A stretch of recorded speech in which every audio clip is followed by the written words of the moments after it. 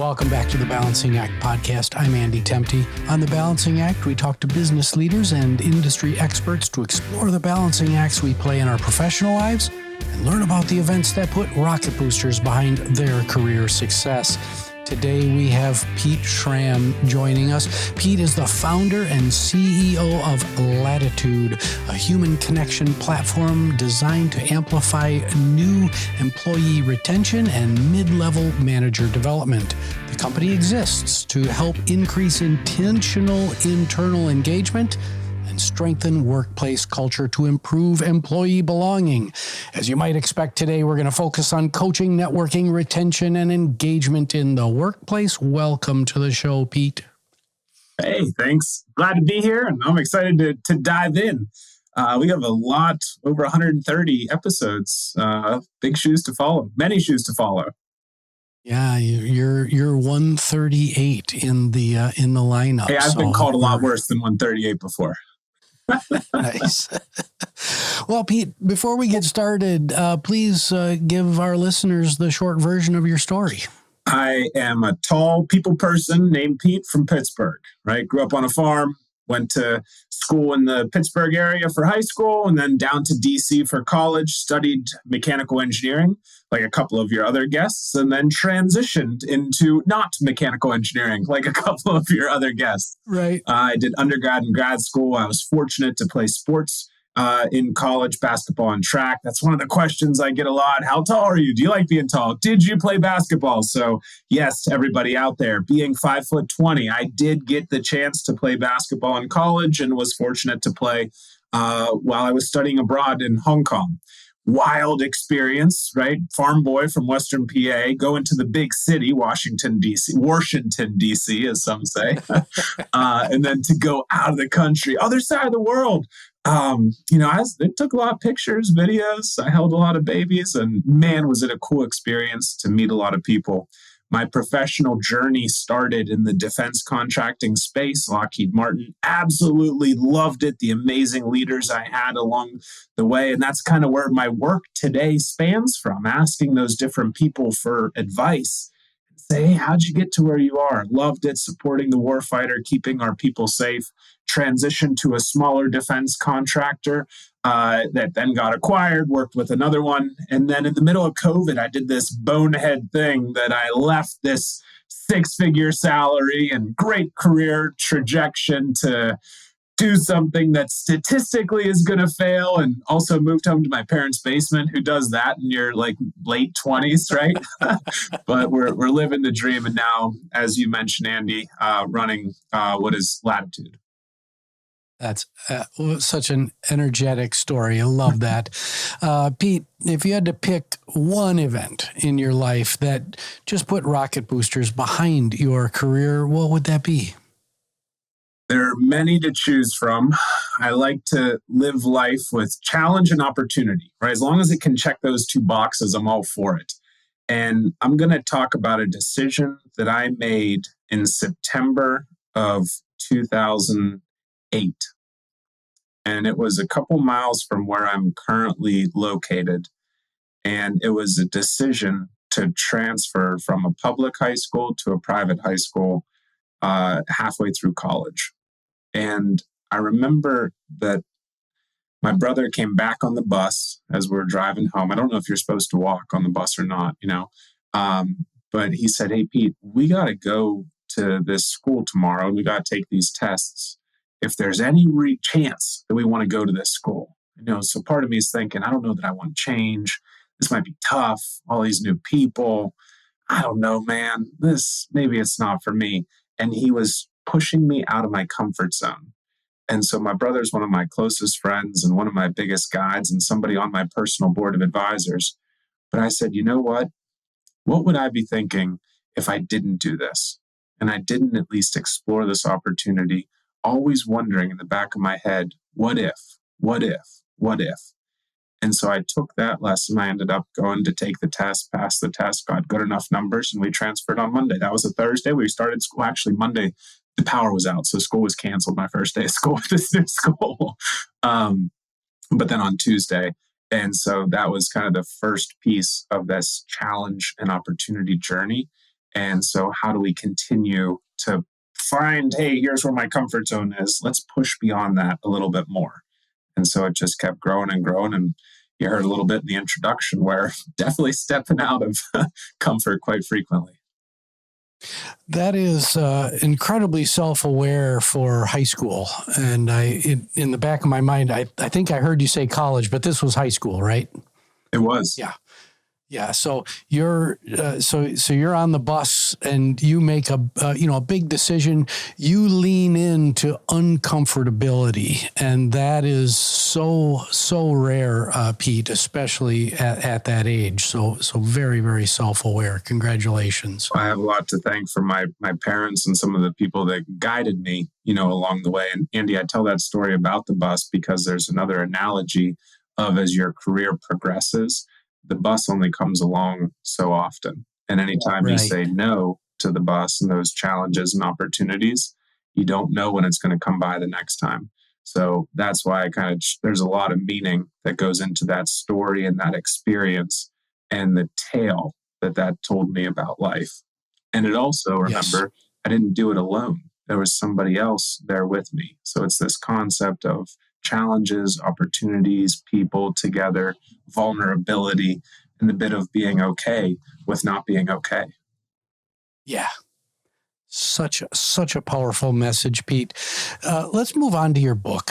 You've got a new book out, came out in November. It's called Pathfinders, Navigating Your Career Map with a Personal Board of Advisors. What drove you to write the book, and what's its primary message? So I'm a big fan of keep it simple. Schramm, I changed the last word, right? Last name Schramm. Yeah. So I'm holding up the front cover of the book here, and there's two pieces that are in bold, right? Career map, personal board of advisors. Boom, there you go. So what drove me to write this? Over the last couple of years, I've been manually connecting people together, helping give some career advice. A lot of it's based on, hey guys, here's what didn't work for me. Maybe try this a little bit differently. Or I heard this awesome advice from somebody else. And every so often, Andy, I just, create some of my own concepts. And sometimes they work, sometimes they don't. And then people ask me to speak and they're like, hey, can you come talk to my college class? Can you come talk to this high school class? Can you come talk to my company? And I'm like, sure, yeah, if I can help people, I'm happy to do that. And then I did it more than 50, 60, almost 70 times. And then at the end of each of these sessions, I started putting these worksheets together. So people are like, hey, let's actually do a career map and this personal board of advisors. And somebody said, hey, why don't you do a TED Talk? I'm like, that sounds pretty fancy. Sure, I'll do it. And that's where I said, I'm going to test drive this concept of a personal board of advisors, right? Multiple mentors. So I say all that because the what do I do next piece is what they kept asking. I'm like, well, I guess I can't just stop at the problem and what's possible. Let's give them a solution, right? An action to take. So the book came from people wanting more and people being hungry and saying, I want to own my career. I want to be able to empower others. I want to be able to guide other people. I just need a little bit of structure and framework and process to make it happen. And so that's where the book came from. And also that was another piece, the team, right, of Lattitude. They're like, Pete, you got to write this book. I'm like, well, I've always wanted to write a book. I guess here we go.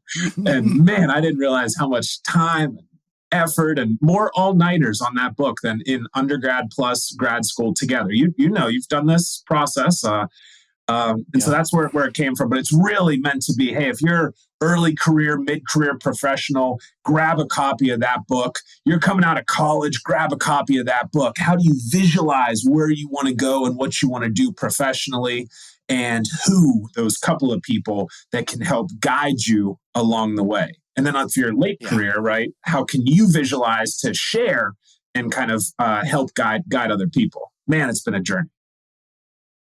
Yeah, I really like the intentionality of the creation of your mentor network as opposed to a coaching network, which is different, much more transactional. So many folks are not intentional about maintaining their professional network, especially that small group of mentors that's really going to help take you from here to there. Tomorrow morning, my Saturday morning marketing muse comes out, and this is the topic that I'm writing about, which is the formula for success equals relationships and results. And what we're talking about right now is on the relationship side. So thank you for sharing that. Navigating a career map implies that an individual knows where they're going. So let's talk about that book. What mechanism do you use to help aspiring and current workforce participants see the direction that they're headed, their desired future state more clearly? So many people get caught in the here and now and get stuck and rarely lift their head to see where they're headed. So there's a couple of ways to answer that. I might start off by saying it takes relationships and results, right? You talk to other people. There's this piece of informational interviews and saying, hey, I kind of like what you're all about. Can you tell me what you did, how you got to where you are? I'm filling out this career map thing. This Schramm guy told me to, fill out this piece of paper. I'm reading this book.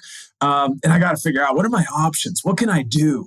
And so to align, there's a couple of exercises in the book. One of them is the icky guy, right? And the kind of, where do you find that balance of what do I love to do? What can I get paid to do? What does the world need? And what kind of comes naturally for me? And I'm big on, that old adage, cheesy saying, whichever way you want to go. Whenever you love what you do, you're not working a day in your life.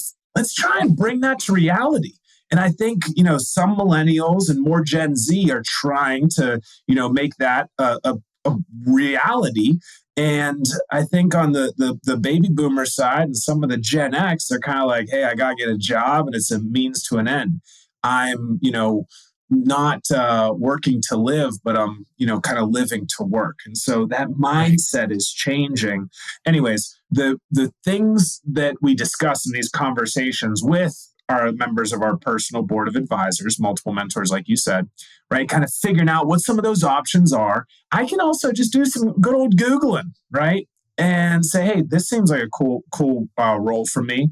And what we're doing is kind of saying, hey, I'm here and I sort of want to get there. What are the steps along the way? I have some ideas and other people can provide guidance and input and feedback.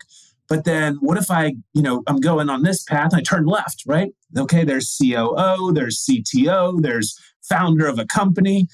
Make sure we're building these transferable skills, right? I started off, I wanted to be an architect, right? So I learned a little bit about these, buildings and foundations and how can we make something that's ready for sustainable and scalable growth. You got to have a strong foundation. So just by thinking about some of those next steps, but it really comes down to the conversations we have, having an open mind, and then just kind of looking step by step and having backup options along the way. I can keep going, but let's see how that lands with the listeners. Yeah. No, I just like to punch the point of what you're suggesting is kind of an amped up version of the informational interview. I think that informational interview has not gotten the attention that it deserves because it never hurts to ask, and you never know when somebody who might seem completely off limits, they're never going to talk to me. The answer is, yeah, let's go out for a tea and I'll answer your questions. Sure. I love that when I see somebody who's genuinely interested in learning more, especially about where they're going and how they can learn from some of my missteps along the way and the wins as well. That's certainly energizing for me. Sometimes you're going to get no, but it never hurts to ask. So thanks for pointing that out. Right. But that's kind of the worst piece of it. And I just want one piece on that. I've tried all different sorts of approaches to this, right? From whenever we were all in offices and, in that corporate setting, I'd literally just walk up to the door. If it was open, I'd say, hey, can I grab you for 2 minutes? And sometimes they'd say, no, get out of here. Who the heck are you? Yeah. Sometimes they say, who the heck are you? What do you want? But just to make sure that you're like, hey, I'm Pete, new guy here. Just wanted to say hello and maybe grab coffee, in the next 2 months, right? Just I'll get it for you. Usually they end up paying for it if they're more senior. So that's kind of nice.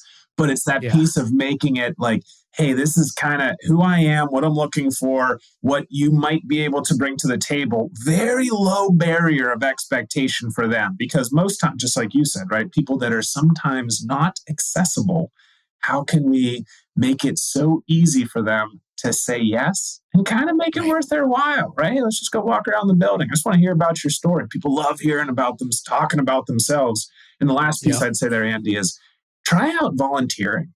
It's a great way to meet some of those people that you might not meet in the regular networking settings or mentoring environments, or even the, hey, go talk to this person who's, up on the 62nd floor or something like that. Yeah.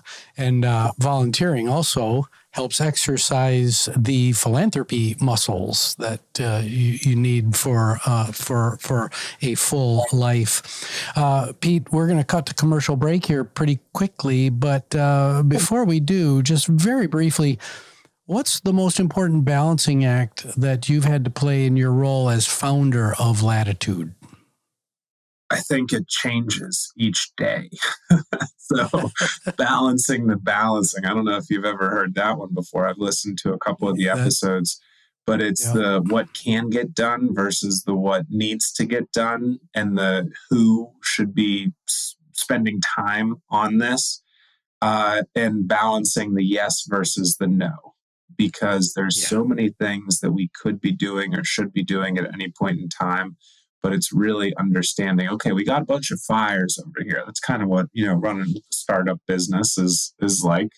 And you just have to figure out, if this fire burns a little bit longer, is that okay? If this fire, burns a little bit longer, is that going to, put things under, right? Hey, maybe we should go start a fire over there, right? So just trying to figure out, they're not always bad. They keep you warm, right? It gets a little chilly here in the Pittsburgh area. And so that's really the balancing piece. And then all that craziness and chaos and exhilaration with this thing called life, right? So I'll be honest with you, 2023, there wasn't a lot of balance. 22, there wasn't a lot of balance. And so I'll tell you a story at some point of what brought some of that balance into my life and how I was able to be intentional about bringing some balance to this balancing act. Well, we are constantly in a state of imbalance and striving our way back toward balance. So thank you for sharing that story. We're going to take a really short commercial break. We'll be right back with Pete Schramm. Has trust broken down in your organization? Learn how smooth workflows enable accountability and unlock trust to create long-term business success. Learn more in my new book, The Balanced Business, available today at Amazon.com and wherever books are sold. And we're back with Pete Schramm talking about improving employee engagement through conversations. Pete, can you please give us the 10,000-foot view of the Lattitude software solution? And if I'm looking to improve employee engagement, what's Lattitude going to do for me and my people? Yeah, Lattitude was created to make it easy to understand what the people are thinking, what the people are saying, what the people need, giving them what they need, and then visualizing it and tracking it with numbers. Let me try that another way. We'd say, hey, Andy, this is your tool, right, for keeping the people you want, right? So how do we retain our good employees and get them ready for promotions? That's what we're all about. How do we do that? Great question. Employee engagement surveys, where we measure the trust, connection, well-being, satisfaction. Part 1. Part 2 is on workshops and presentations. Sometimes companies aren't ready for that tech stuff. So why don't you just have me, the team, come in and do a workshop around those concepts we talked about? Career map, personal board. We're going to put them to work. We're not going to let them fall asleep. Number 3, mentorship software. A lot of people talk about this mentorship thing, and you would not, actually you might believe how many companies are like, yeah, we got a mentorship program. We do it with Excel. I'm like, great. How many hours do you spend doing this? Wouldn't it be great if like this thing could say, hey, let me match up these people with these people because they took the assessment already in the tool. And then we're going to bring this agile concept of people connection to the mentorship program. We're going to have some data around it. Let's put our agendas in there. Let's actually teach them how to engage and connect with one another. And then the 4th and final piece is what we're really excited to share with the world is this concept of a career companion. So now you're able to track your career map and build your personal board of advisors. So survey software, mentorship software, but really focused on this career companion software. And oh, by the way, that comes with more than 200 metrics, because again, engineer, right? So if we can't measure it, we can't improve it. We got to tell our boss, hey, we're spending money on this stuff. What's actually happening? So let's grow together. I just love talking to engineers, and I've had kind of more than my fair share of engineers on the show, and so that tendency to shine a light on the engineering profession comes naturally to the show, because there are so many ways that an engineer can go in their career, and you are proof positive that so many people think about a career in engineering and they're like, oh, I'm just going to be stuck doing design work in the basement of some company, and I'm just going to get lost here. No. There are so many directions that you can go with engineering. I'm just so proud to hear your story. It doesn't have to be stuck in the basement. Yeah. Absolutely. Pete, as the world kind of navigates toward new post-COVID employment norms, noticed on your website how your software can help in a remote hybrid work environment. Can you elaborate on how your software can cultivate that sense of belonging in a hybrid work environment? Yeah, so we all agree that connecting with others is kind of important. And most of us have heard of this thing called Maslow's hierarchy, connection, belonging. They're these basic human needs. So why don't we give that to our people? Well, it's a little tricky whenever we're not all in the same office consistently. And sure, we have these Zoom calls and we're able to, video teleconference in for different things. But are we spending time doing, what'd you say earlier? Intentional relationship building. There's a whole lot of this transactional stuff and we need to get work done, right? I understand that. I get it. But how can we set aside a little bit of time to guide our professional development and growth? And so that's why Lattitude was created, right? You go in, you say, hey, here's what I want to talk about. Here's when I'm available. I'm looking to mentor on these topics. I'm looking to be, to find a mentor or to be a mentor, right? So it's kind of that piece. I can be both. I'm not a single dimensional individual. And so the ability to say, now I know what other people want to talk about. Now I know when they're available to have a conversation. And I'm able to do this in a one-on-one setting. Hey, I got these couple of questions. And just like you shared earlier, right? How can we step back, pause for a second, reflect, and maybe get some of that external perspective, that insight, right? So that's where we all want to do some of this connection stuff. Imagine Lattitude as your virtual coffee cooler conversation with a little bit more structure. And we're going to teach you some of those tips along the way, right? So you're like, hey, here's when to do it. Here's some things to think about. Here's a couple of people to have a conversation with. And oh, by the way, we're going to guide it towards your professional development effort. Fantastic. Last piece I'd say there is, it's important because a lot of the results and outcomes, people are like, I didn't know that these other people even existed. Right? Because our paths never crossed. We've been in the same office. I was on floor 2, he was on floor 7, and we never ran into each other. This is remarkable. So that's where it gets to be fun. Those aha moments and relationships that spawn. And hey, tech's just helping a little bit. We'd hopefully get there at some point in time. Why not save us a couple of months or a couple of years? Yeah. Absolutely. So, Pete, what about the naysayers? I believe that one of the primary responsibilities of all managers is to equitably coach their people. But many managers say, I don't got time for that. We just need to put out all those fires we were talking about before. We just need to get stuff done. So, little thought experiment. You have a leader, mid-level manager sitting right in front of you right now who's deprioritized these connections and coaching and mentoring. How do you help them see the value of weaving mentoring into the operational cadence of the business? One of the biggest pushbacks is that this isn't a high enough priority right now. And I understand, but it's kind of like the stock market, right? There's never a great time. There's never a bad time. There's always a need and there's always an opportunity to invest in the future.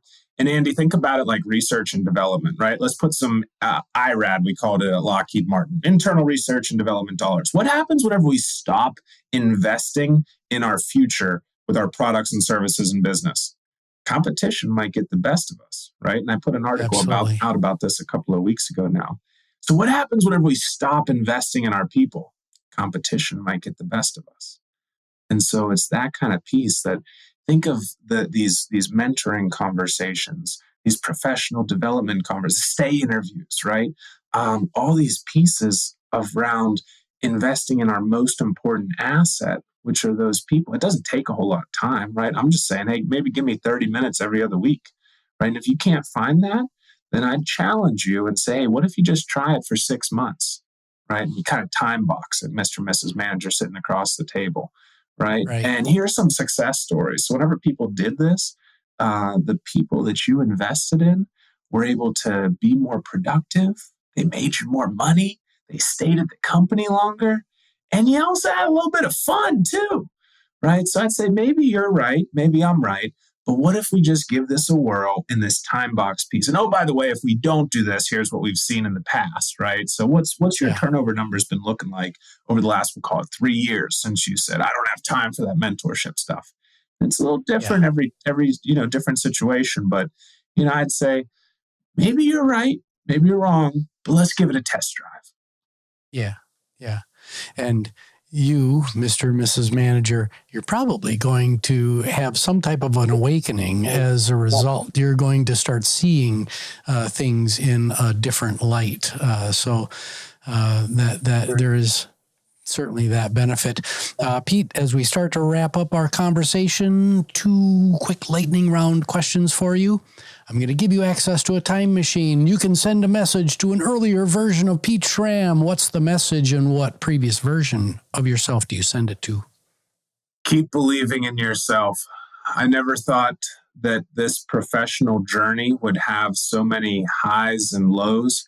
So I'd go back to the Pete in 2000, 19. So this is right after I had my knee rebuilt.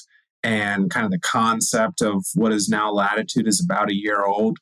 And I think I probably just ended a relationship. That was pretty tricky too. It's like, hey, this is going to be all right. You're headed in the right direction. This little pep talk and say, you can do this. And it was right around that time that I also realized, hey, I don't have to do everything and I don't have to be friends with every single person. So finding that ability to be comfortable with who you are and where you're going, it's going to work out. Being comfortable with being uncomfortable, I think, is what I heard before. And it's an important skill to adopt and to work on and hone. Speaking of, we're all works in progress.